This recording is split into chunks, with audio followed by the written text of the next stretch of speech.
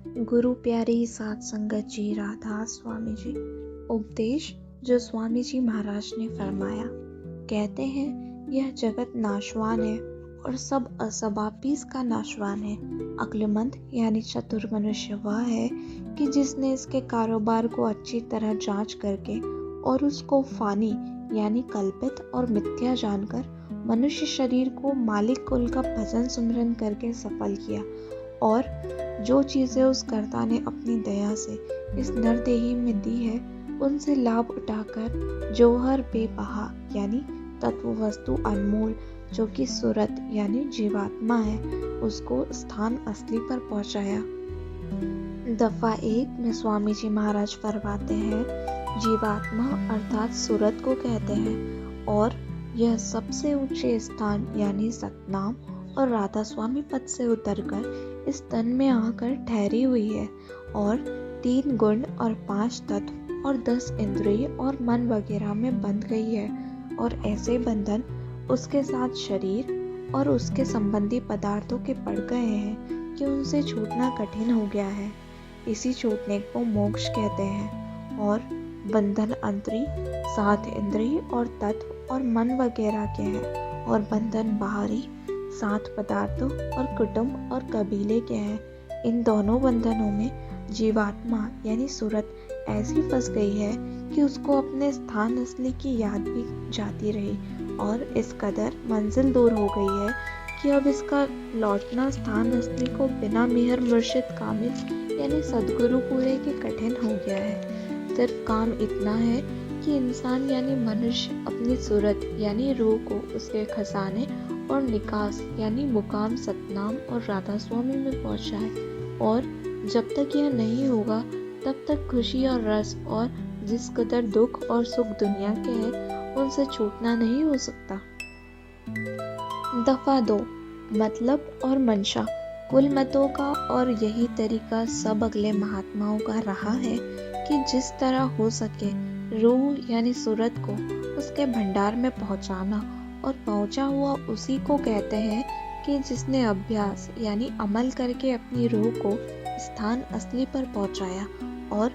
कुल बंधन बाहरी और अंतरी और स्थूल और सूक्ष्म और कारण को तोड़ करके मन को संसारी प्रपंच यानी दुनिया से न्यारा किया।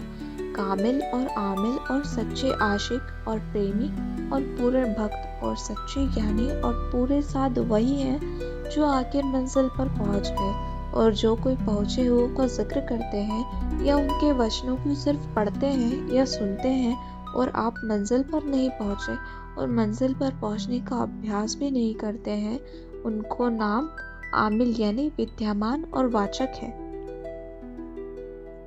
दफा 3 जितने आचार्य और महात्मा और अवतार और पैगंबर हर एक मजहब में हुए,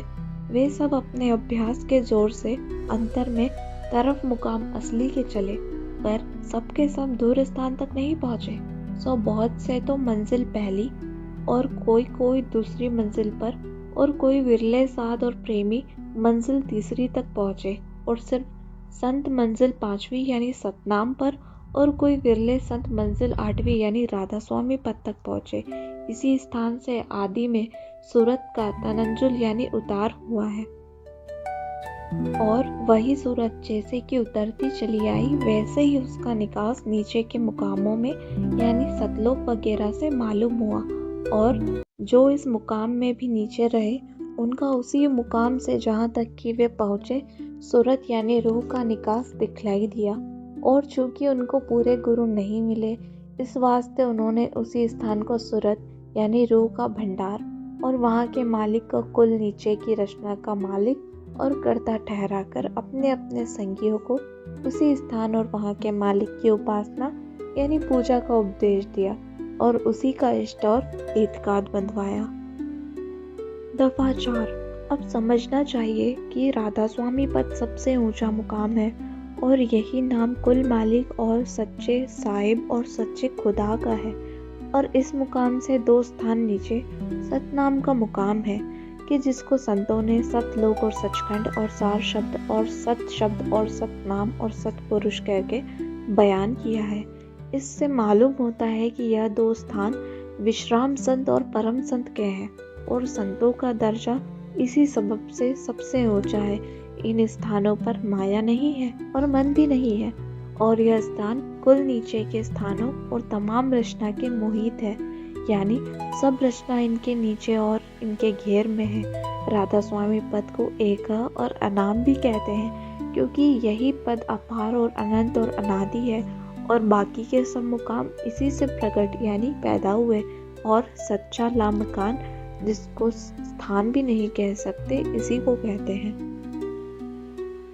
दफा 5। अब मालूम करना चाहिए कि साध और ज्ञानी और भक्त और अवतार और पैगंबर और सब महात्मा जो कि निज स्थान पर न पहुँचे उनका दर्जा संतों से नीचा और बहुत कम है, और चूंकि वे राह में न्यारे न्यारे स्थानों पर रह गए इसी सबब से उनसे न्यारे न्यारे मत संसार में जारी हो गए, यानी जो कोई जिस मंजिल पर पहुंचा उसने उसी मंजिल को आखिरी मुकाम और उसी मालिक को बेअंत और अपार समझा और उसी की पूजा का उपदेश किया। और सबब इसका यह है कि मालिक कुल ने अपनी कुदरत से हर एक स्थान को बतौर अक्स यानी छाया निज स्थान के रचा है, और थोड़ी बहुत वही कैफियत और हालत है कि जो ऊंचे स्थान पर है कुछ कुछ उसी इस किस्म की हालत और कैफियत नीचे के स्थानों पर भी पाई जाती है। पर हर एक स्थान की कैफियत और हालत और उसके कयाम यानी ठहराव में बड़ा फर्क है, और जो रचना हर एक स्थान पर देखने में आती है वो अभी न्यारी न्यारी है और दर्जे बदर्जे लतीफ यानी सूक्ष्म और विशेष सूक्ष्म और अति सूक्ष्म और पाक यानी निर्मल और विशेष निर्मल और महानिर्मल होती चली गई है।